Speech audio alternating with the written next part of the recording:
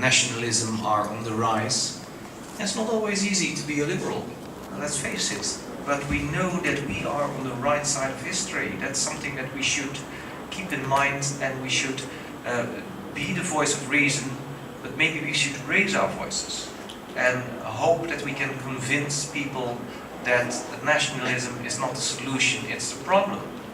So I hope that today being here, I'm quite sure that you don't need an encouragement, but it will strengthen the feeling of being part of a family of liberals who know that only reason can bring solutions.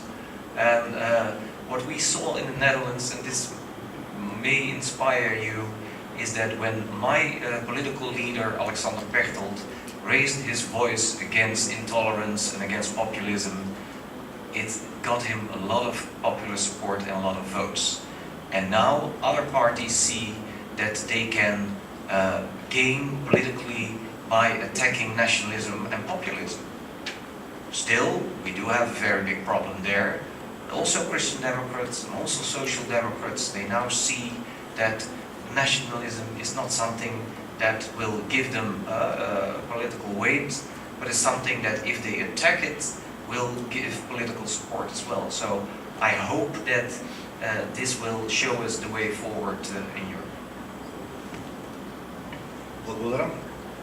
Нема друг пријавен за дискусија. Значи може да заклучам дека доста добри работи може да се слушнат и може да се искористат при донесувањето на заклучоците од денешната конференција.